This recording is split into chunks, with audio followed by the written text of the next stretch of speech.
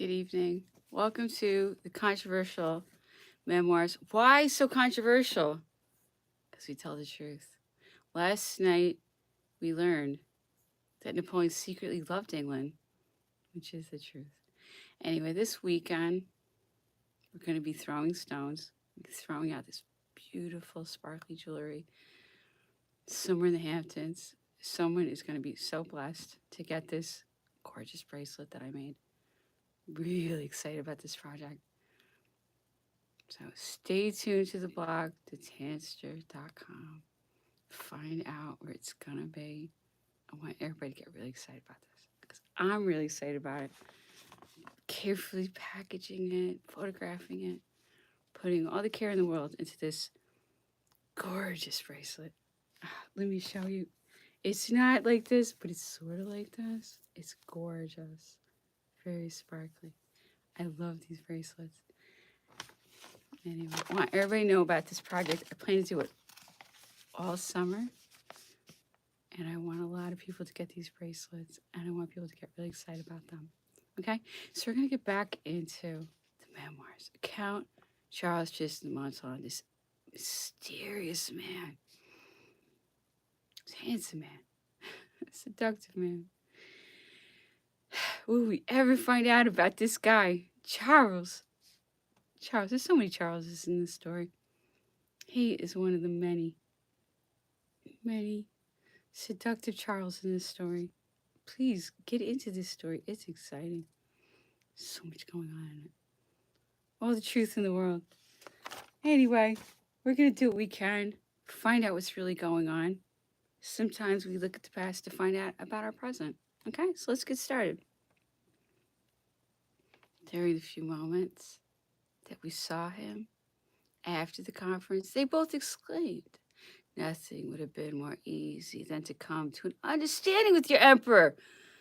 We never wished for more than what he himself acknowledges to be our right, and we shall surely someday regret having twice brought Louis the 18th back from Paris. For these Bourbons are always the same. They acknowledge now that they owe us their crown because they need us still. But as soon as they think themselves strong, they will become ungrateful. With respect to Admiral Sir George Cockburn, he must have been in his youth and a very handsome man. His countenance was open, and his eyes sometimes full of fire. Severity was with him, a habit because, as an honest man and a good soldier, he pardoned neither want of probity, breach of discipline, nor cowardice. He possessed intelligence and a good natural understanding.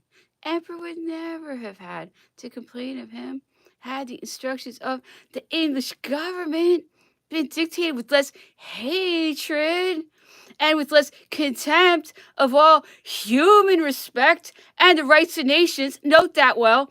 2 frigates and 7 brigs, or sloops of war, successively joined the Northumberland, most of them having troops on board. On the 9th of August, the admiral gave orders for getting under sail. And a few moments afterwards, the whole squadron was underway, tacking in order to get out of the British Channel.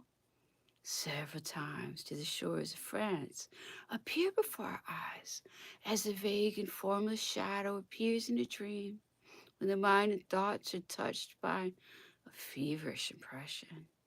But just as our hope of recognizing or seeing distinctly some points of the coast was about to be realized, the cursed signal to attack was to us as the awakening which destroys the illusion of a pleasant dream.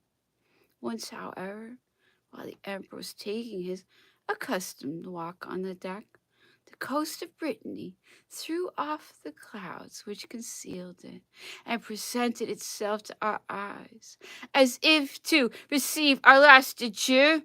France! France! Was a simultaneous cry which resounded from one end of the deck to the other. The emperor stood still, looked at the coast, and taking off his hat, said with emotion, "Farewell, land of the brave! I salute thee! Farewell, France! Farewell!"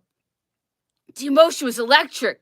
Even the English involuntarily uncovered themselves with religious respect. From this moment, we saw no more land till we cast anchor at Madeira and the Roses Funchal for the purpose of completing the stock of provisions necessary, as well for our table on board, as for the wants of the establishment of St. Helena during some little time. For the admiral had already been several times at Jamestown and knew by experience that he should find no resources there. The aspect of Funchal is picturesque. The town is built on the slope of the mountains, and the ranges of houses rise one above another, like rows of flower pots on stands.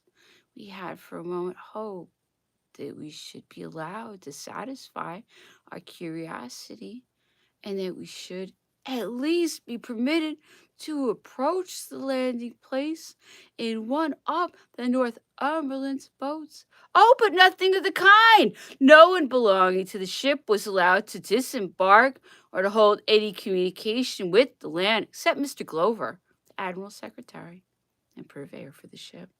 These two persons were taken to Funchal in a boat belonging to the frigate Havana.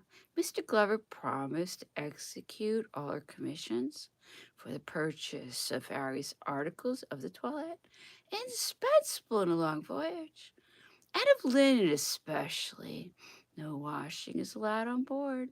The water is distributed in rations, and is very often so much spoiled that it smells badly. The Northumberland, however, carried her provisions in iron vessels, and the admiral had several hundred bottles of water, hermetically sealed, put on board for the use of the emperor and his suite.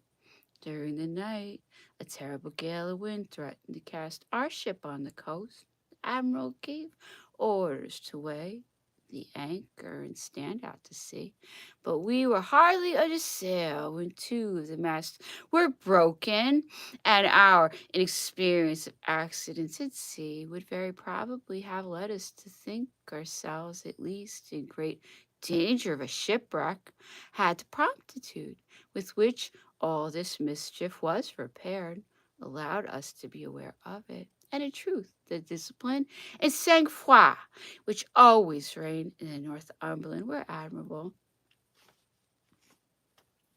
Right. As much as, however miserable these people are, they're always saying these sailors were on point. These ships were under control. That is undeniable. So we always have to respect that. Okay, we're going to move on to Antomarchi. I mean, Las Casas in Italian. What is going on here? Let's find out, okay? And what do I keep saying to Marky? Las Casas, Las Casas. All right, Napoleon was just loving his books like he always did. Napoleon was an ultimate bibliophile. Loved books. Where is this? There it is. Okay, so he's somehow enduring his unjust captivity in St. Helena by having books read to him. He just loved to have books read to him, which is part of why I do this, because I want to keep his spirit alive. Okay, so let's continue. In una di tali sere, la conversazione si girò sui processi militari che in allora si istruitava in Francia. L'imperatore pensava che il generale Drouot non potesse essere condannato per aver seguito un sovrano riconosciuto il quale faceva la guerra ad un altro, su qualcheduno rifletteva che quanto da noi ritenevasi per sua giustificazione doveva formare il suo maggior pericolo a giudizio della legittimità. Conveniva dei fatti l'imperatore non ne servi nulla da vedere sulla dottrina posto usciti in campo. D'altra parte, proseguiva egli con la condanna del general Drouot condannavasi le migrazioni e si veniva a legittimare le sentenze contro gli emigrati. Le dottrine repubblicane punivano di morte chiunque portasse le armi contro la Francia. Non era così della dottrina del realismo se adottavasi in questo caso la legge repubblicana. Le migrazioni e il partito del re si condannavano da sé medesimi. Dei rimanenti intesi generali il caso di Drouot era anche essi diverso da quello di me e poi arrivavi stati in una malaugurata vacillazione che non ritrovassi in Drouot per tal modo l'interessamento appalesato per me non dipendeva che dalle opinioni. Quelli che ispiravano o avrebbe riguardato la persona. Napoleone continuò a parlare dei suoi pericoli agli imbarazzi dei tribunali nell'affare del ritorno dall'isola d'Elba. Colpivano specialmente una particolare circostanza ed era la posizione del Sud, che sentivamo essere sotto processo. Napoleone diceva sapere fino a qual punto Sul fosse innocente, nulla e di nemmeno senza queste circostanze del tutto personali. Se fossi stato membro di un giury, lo avrei senz'altro dichiarato colpevole, tanto le apparenze si riunivano contro di lui né nella propria difesa per un sentimento difficile a comprendere, fa dire falsamente a Napoleone che Sul era d'accordo con lui. Ora tutte le circostanze della condotta di Sul durante il suo ministero, la confidenza dell'imperatore dopo il suo ritorno colivano con tali disposizioni che dunque non le condannerebbe? Sono pertanto innocenti, diceva l'imperatore. Mi ha perfino confessato d'aver sentito per re una vera inclinazione.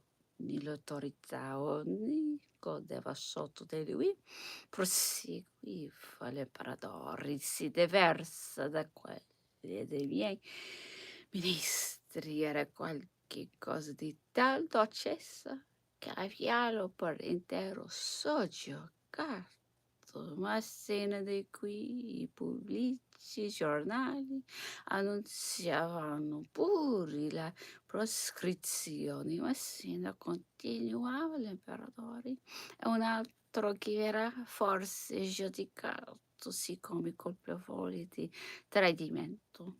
Tutta Marsiglia era contro di lui. Le apparenze lo aggravavano, eppure egli aveva adempiuto al dovere suo fino al momento in cui arrasi dichiarato apertamente ritornato a Parigi, Firenze, ben lontano dal procacciarsi qualche merito presso l'imperatore allora che questi lo richiesi, se dovessi contare su di lui. Il vero è, proseguiva egli, che tutti i capi abbiano fatto il proprio dovere, ma non abbiano potuto porsi al torrente dell'opinione e nessuno aveva ben calcolato i sentieri del masi e lo slancio delle nazioni. Carnot, Fauché, Marie, Caviceris mi confessarono a Parigi di essersi di gran lunga ingannati in questo rispetto e nessuno continuava a giudicare che ancora giusto un tal avvenimento. Sia il re proseguiva egli fosse rimasto più a lungo in Francia. Sarebbe per avventura perito in qualche sommossa, ma se fossi caduto nelle mie mani mi sarei creduto forte abbastanza per poterlo circondare dei buoni trattamenti in qualunque dimora a sua scelta, come lo era stato ordinato avanti. Anyway, Napoleon's talking here about his generals, and he's saying that whenever he felt the need to restrict people, he treated them pretty good. Anyway, which he did. Which he did. He was a very just person. Anyway, so we're going to Lavalette in French. Once again, Lavalette in jail, awaiting execution for running the post office. Unbelievable. Okay. The White Terror of 1815. This is the terrorism that 200 years of terrorism we've been living under. And they do everything to make us throw sand in our eyes so we can't see that we're living under terrorism, which we are. And I don't like it. I don't like it one bit. All right, French. We love French. I want everybody to learn French so much. This project's all about French. I hope people will learn French. It's a beautiful language. All right, let's get started. All right, chapitre 16. Je retourne à mon cochon. Pendant la nuit qui suivit ma condamnation, j'avais écrit à deux de mes amis, le général Clark et M. Pasquier. Le premier ne devait pas avoir oublié un important service que je lui rendis lorsqu'il fut disgracié par le directoire. Au 18 fructiteur, je n'ai réservé aucun secret pour vous. Lui m'ont déjà, j'ai tout dit à mes juges. Je voyais ce que vous pouvez faire pour moi. Tâchez tout moins de m'épargner l'horrible agonie de l'échafaud. Faites-moi fusiller par les braves de l'armée. La mort me paraîtra presque un bienfait. Je ne veux pas donner ici le texte de sa réponse, mais j'ai trouvé cette phrase. Il ne vous reste plus qu'à recommander votre femme et votre enfant à l'inépuisable bonté du roi. Mon arrêt de mort me fit moindrement que l'actu de cette cruelle être. Dans mon indignation, j'allais lui écrire tout ce que sa dureté m'inspirait. Je me contins par la douce certitude que ma femme et mon enfant ne serions pas réduits à implorer la pitié de celui qui les avait privés d'un père et d'un époux. Je souffrais encore de l'agitation dans laquelle m'avait jeté la missive du ministre de la guerre. Comme ma porte s'ouvrit, mystérieusement, un homme s'approcha de moi, me pressa la main et me remettant le billet, disparut à l'instant. C'était monsieur D'Anglais, préfet de police. Les billets étaient de monsieur Pesquier. Conservez votre courage, m'écrivit-il. Tout n'est pas perdu.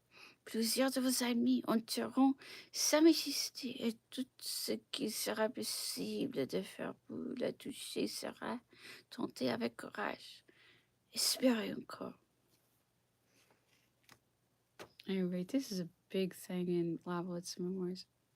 He did not want to be guillotined at all. He was saying, please shoot me. Please, it would be a blessing if you would just shoot me. And he wrote them letters, please shoot me, do not guillotine. He was so against the idea of being guillotined. It was horrifying to him for various reasons. It's in this story. So he writes this letter, and they say, look, you're going to get what the king thinks you're going to get. And he was so horrified by this letter. And then someone from the side the government said, don't lose all hope. We're still fighting for you. So that's what I just read. It's heartbreaking stuff. Why should he get a guillotine for in the post office? You know what I mean? It's the leadership. And where does it come from? It comes from one country. One country. One country. It all comes from one place. Okay? One country has to just dominate all the other countries. Has to put the puppets everywhere, you know? Anyway, I don't even know what to say about this stuff anymore. It's so sad. All right, so we're getting into antimarchy in Spanish, and where we learn about the very slow murder of natural causes that Napoleon had to endure. And yeah, they poisoned him, but they also put him in a place where people couldn't live, and people died all around him. And as I've said many times, even the English soldiers were dying because the climate was so. Just Europeans couldn't live in this climate once they were used to Europe. Europe has a very nice climate. And even the people from St. Helena barely lived to 50 or whatever. They died young also. It was a very unhealthy climate. The one nice spot on this island was where the governor lived. And that was a really nice spot. So he had it good. There was one little climate spot. And the governor had it. Okay? And Napoleon was put in the worst spot. No one lived there. Everything was done to kill him. They were tormenting him. So from every direction, they were trying to end his life prematurely. He was an incredible, vigorous man. And he is driven from power at around 45. 45, that's not that old. He's dead in a couple years. Okay? This is all on purpose. And I want everybody to know this is the way this group operates. This group that owns the English government. I want everybody to know about this group that owns the English government. Who owns the English government? Look, the royal family is publicists openly. They tell you they're just there to promote commerce or whatever. Visits to the Caribbean. Who knows what they do? Visits with Jeffrey Epstein. You know, that's all they do. No one's pretending they run anything. And the government, oh, they switch everybody every couple years. That's not real. It's not real. There's somebody really running things permanently. This is all a big show. And it all comes from one country. And they'll tell you it's Israel. They'll tell you it's U.S. military. They'll tell you it's all this stuff. No. No, that's all fronts. That's all fronts for who I'm talking about. I want everybody to know about them. Because they are after me big time. I've had it. I've had it with them. I've had it with their BS stories, okay? They run this world through mind control, trickery, lies, anything they can think of. And then they have all these publicists who just force these stories through. And it's just one story after I'm not even going to go after one story. It's one after the other. I can't even believe it. And they are very malignant. Anyway, I can't believe I'm even saying this, but I have to say it. Someone has to say it. Okay, so we're going to get into Antimarchy, the Corsican fiery doctor, probably worse than I am. Probably. Anyway, 15 de octubre. El emperador ha pasado la noche tranquilamente. Todavía dura el dolor de cabeza. Y el del esternón se ha pasado alrededor de la tetilla derecha. Sigue la tos seca, eructos continuos.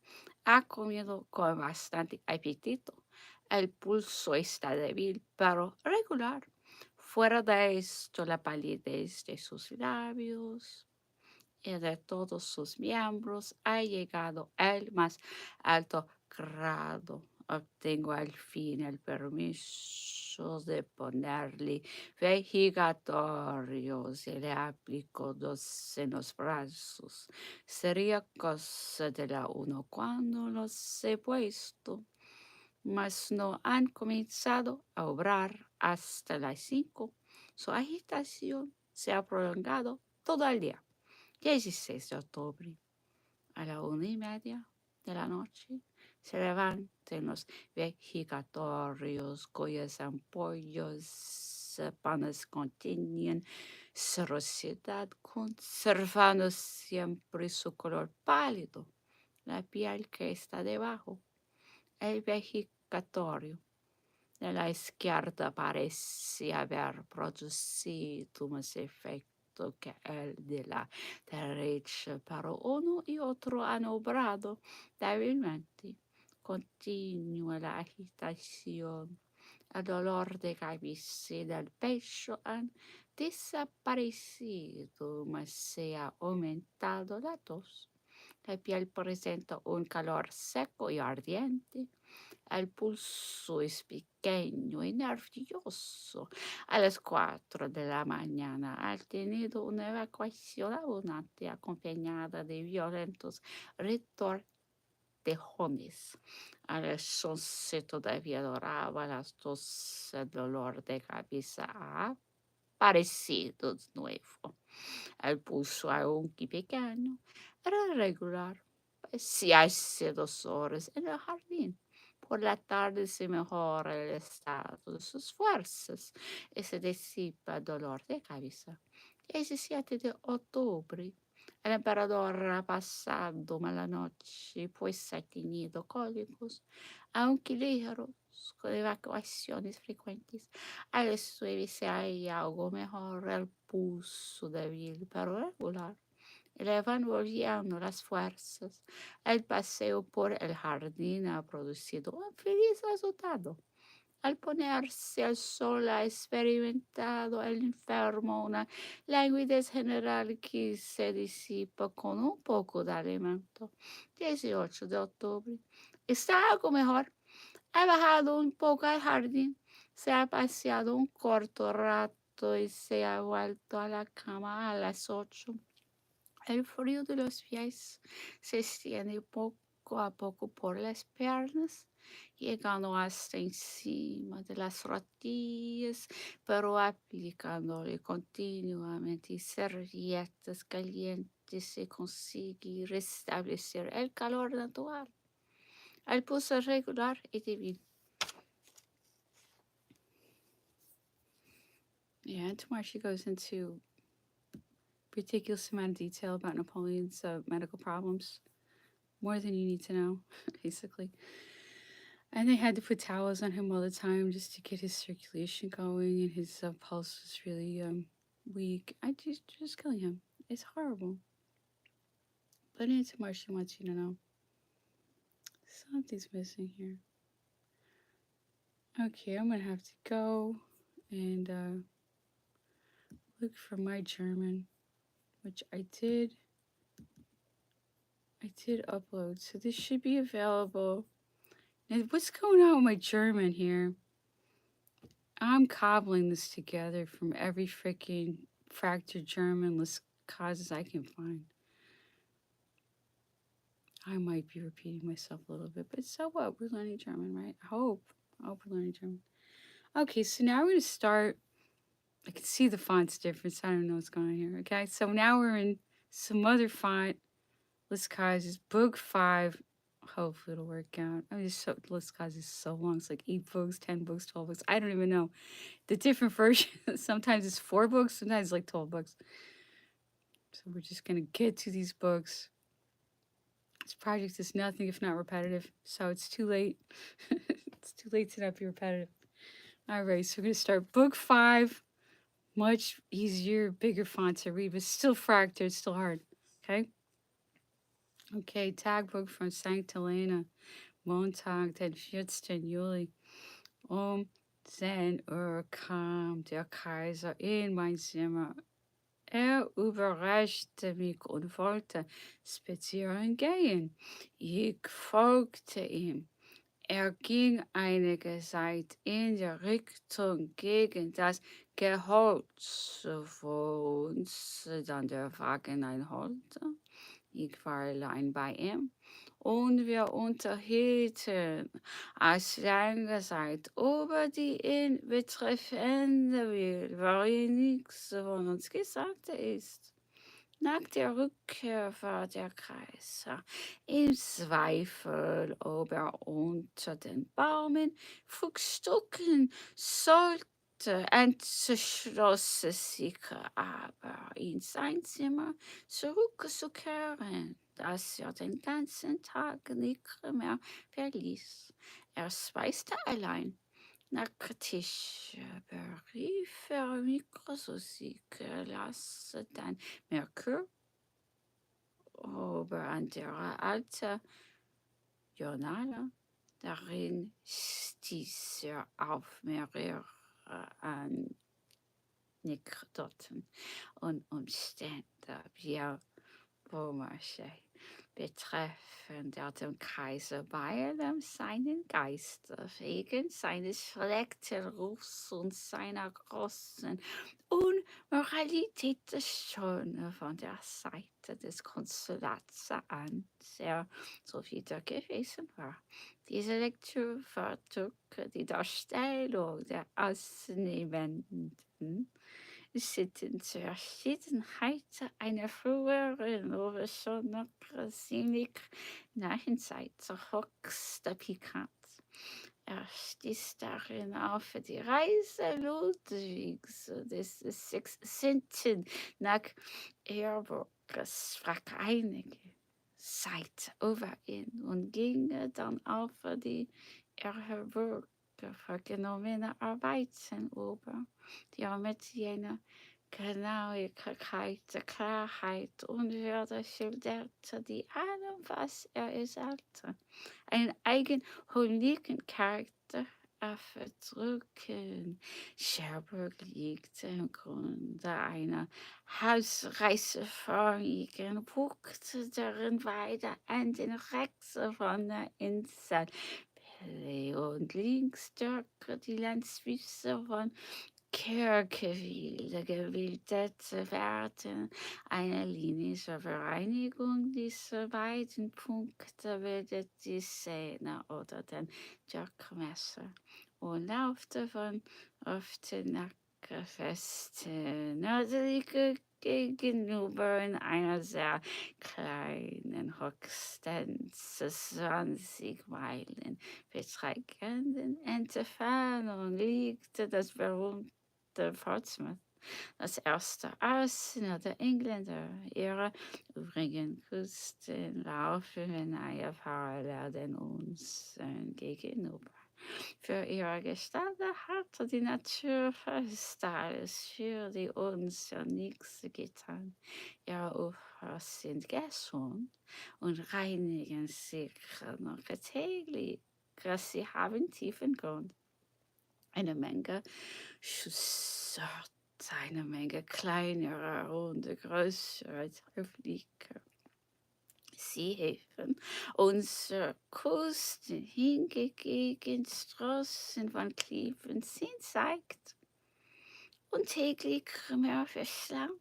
Wir haben in dieser City gegeben keinen einzigen fernen großen Seehafen, sodass die im Hafen von Portsmouth befindlichen Geschwader nicht einmal unter Segel zu gehen brauchen, um uns zu beunruhigen, sondern dass nur einige reichen Fahrzeuge bedürfen, denen Kundschaft bringen und dann in Augenblick ohne alles Muche und Gefahr imstande sind, über ihren Raub herzufallen.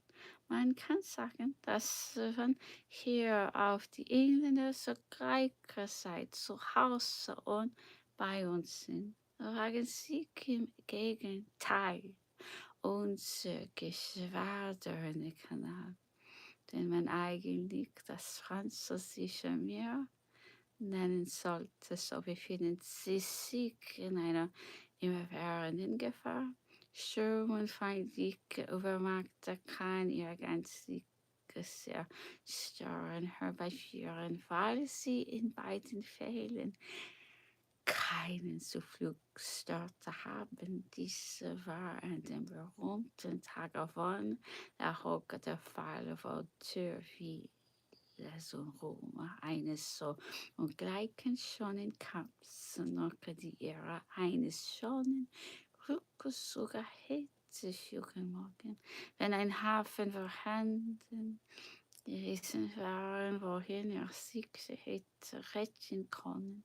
Bei diesen Verhaltenissen bestimmten ein Schicksal voller Menschen, denen das Wohl ihres Vaterlands im Herzen lag, durch Pläne und Handlungen die Regierung zu dem Einschluss in der Kunst die Hilfe zu suchen, welcher uns die Natur verweigert hat. Und nach Fakten, Zweifeln und Versuchen entschied man sich endlich für die Bucht von Cherbourg, die mittels einer unermesslichen, in der mir eingelegten Namensgeschichte werden musste. Dadurch sollten wir gleichsam unter den feindlichen Toren eine Fundsicherheit erhalten, wo unsere Schiff zu jeder Stunde und bei allen Winden gegen den Feind auslaufen oder ihm entgehen konnten. Well, he's not talking about the conquest fail anymore here. I don't know how connected this is to the last book because they were different books, but Paul was so proud of the public works that he did for France. And he did a canal at Cherbourg, so he's saying that these were his great accomplishments. He was so proud of them. Anyway, he was a great man, and I hope that we'll make different choices and we'll defend our leaders that actually do care about us and aren't trying to exploit us. So thank you so much. I mean, that is my message. Please stand up for the leaders who actually do care about you. I hope you have a very nice evening, and thank you so much for listening. Good night.